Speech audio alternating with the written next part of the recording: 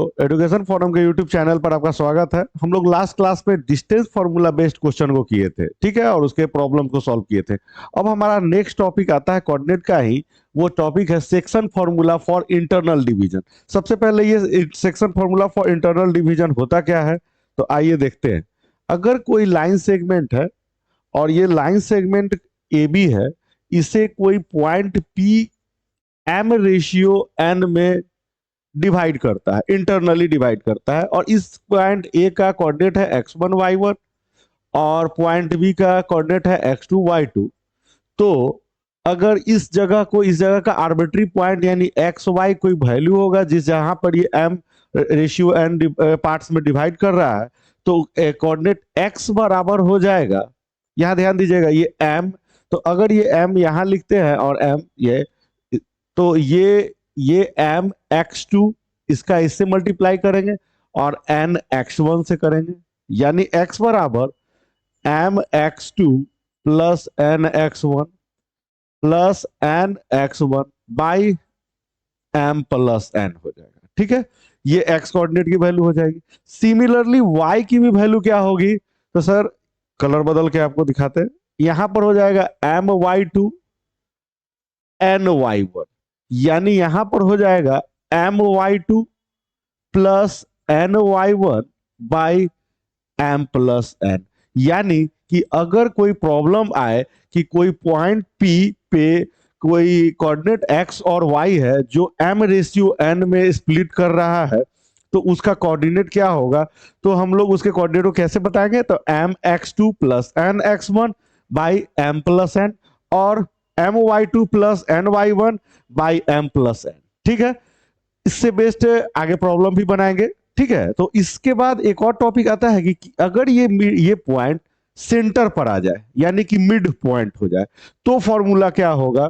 तो फॉर्मूला क्या हो जाएगा, तो ध्यान से देखिएगा कि अगर यही लाइन, अगर एक लाइन था, ये लाइन ए और ये बी, यहां पर अगर ये मिड पॉइंट पर है तो ये 1:1 में कट होगा, तभी इसे मिड पॉइंट कहा जाएगा। यानी यहां पर हो जाएगा x1 y1, ये तो इसकी वैल्यू थी, और b की वैल्यू x2 y2 थी, और ये क्या था, p xy था। तो अगर ये यहां पर p xy था, तो यहां पर अगर कहा जाए तो 1 का x2 से मल्टीप्लाई होना, इस 1 का x1 से मल्टीप्लाई होना, यानी कि सर इस जगह के x कोऑर्डिनेट बराबर हो जाएगा 1 into x1, sorry 1 into x2 plus 1 into x1 by 1 plus 1, जिसे फाइनली आप क्या कहोगे, x बराबर x2 प्लस x1 बाई 2 हो जाएगा।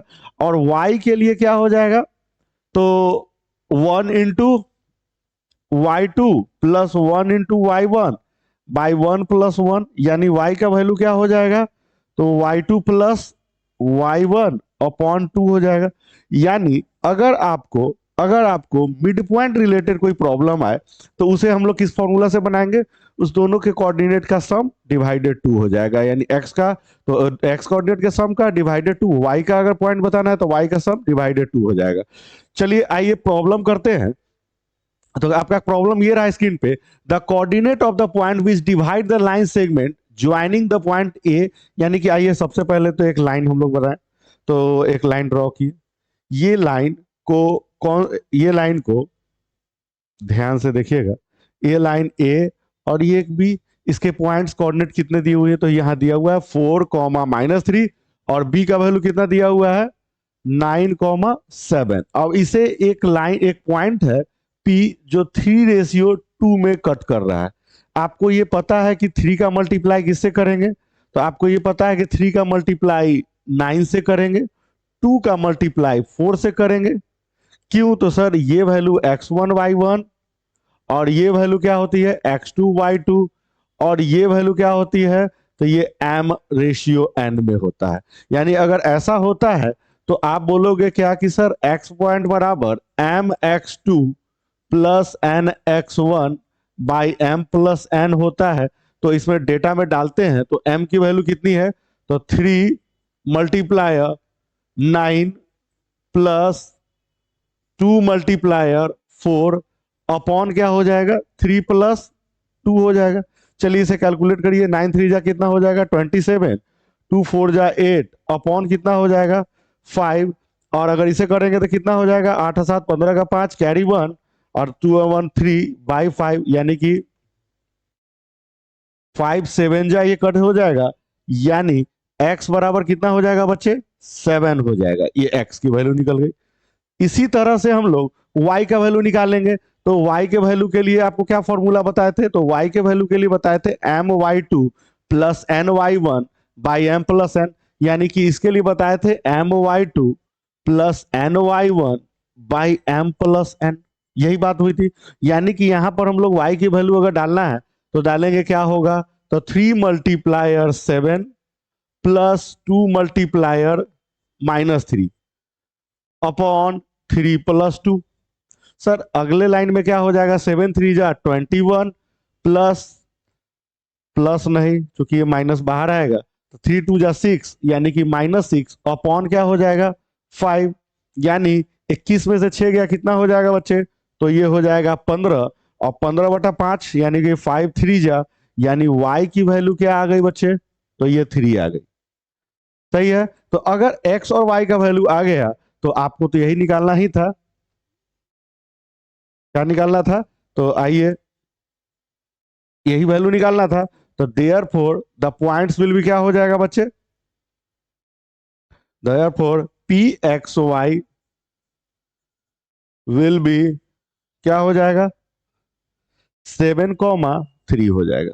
ये समझ में आया आप लोगों को। अगर कौन से पर था, तो एक एक मिड पॉइंट वाला भी कर ले, चूंकि कॉर्नर डिजिट का सम वाला। तो corner digit find the coordinate of the mid point of the line segment joining. ये तो काफी हलवा क्वेश्चन भी हो गया। हलवा क्वेश्चन क्या है, तो क्या, तो ये सर आपने कहा था कि एक ए पॉइंट होगा -5,4 और दूसरा बी पॉइंट कितना है बचे 7,-8, और ये अगर मिड पॉइंट है, अगर ये मिड पॉइंट P है तो इसका इसका जो पॉइंट है, इस पॉइंट को लोकेट करने के लिए कुछ ज्यादा नहीं करना है। यहां पर x बराबर क्या हो जाएगा x1 प्लस x2 बाई 2 हो जाएगा x की वैल्यू। तो x1 का वैल्यू कितना हो जाएगा बच्चे -5 प्लस 7 बाई 2, 7 में से 5 गया 2/2 कैंसिल 1 हो गया, यानी x का वैल्यू 1 हो गया। यहां पर आइएगा y के वैल्यू बराबर क्या हो जाएगा -8 प्लस 4 बाई क्या हो जाएगा 2, यानी कि 4 में से 8 गया सर -4/2 हो जाएगा, 2 2 जा 4 हो जाएगा, यानी y इक्वल टू -2 हो जाएगा। यानी कि अगर ये पॉइंट P का जो मिड पॉइंट है इसकी कोऑर्डिनेट क्या होगी, तो P का क्या हो जाएगा, तो xy किसके बराबर हो जाएगा, तो हो जाएगा P कितना बच्चे 1, -2। चलिए अब करते हैं कि अगर कोई मिड पॉइंट का या इस पॉइंट का कोऑर्डिनेट नाप दिया हुआ हो, सॉरी कोऑर्डिनेट दिया हुआ रहे और इसका रेशियो निकालना है, तो कैसे निकलेगा, तो आइए ये देखते हैं। तो ये वाला प्रॉब्लम, इसमें आपको ध्यान से देखिएगा, ए है बी है, पॉइंट का वैल्यू -3, 5 और बी की वैल्यू कितनी है 4, -9। अब यहां पर ये जो कोऑर्डिनेट पॉइंट P जो इसको डिवाइड कर रहा है, इसकी वैल्यू 2, -5 दी हुई है। आपको ये वैल्यू निकालना है। तो ये जो रेशियो निकालना हो, तो ऐसे क्वेश्चन के लिए हम लोग ऑलरेडी k/1 मान लेंगे। क्या मानेंगे, k/1, यानी कि let the point P divides the line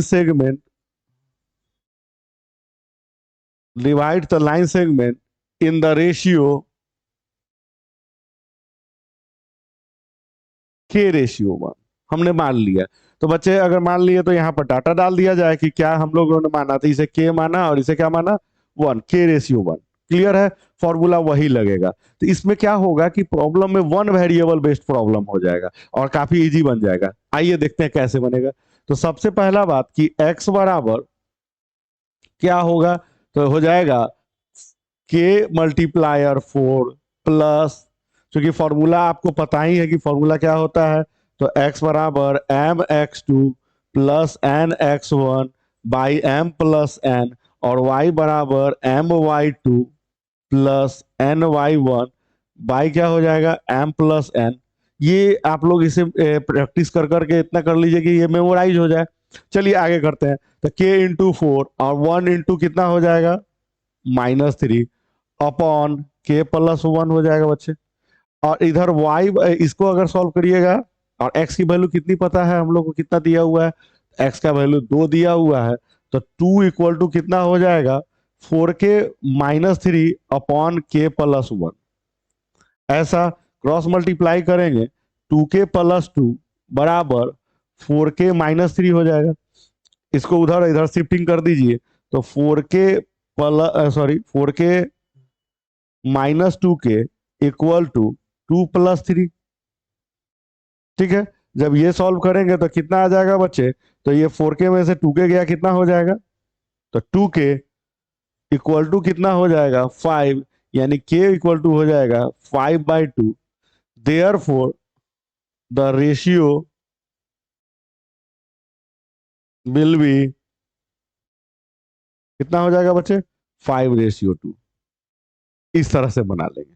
चलिए इसे राइट डाउन कर लीजिए या स्क्रीनशॉट ले लीजिए, मैं साइड हो जाता हूं।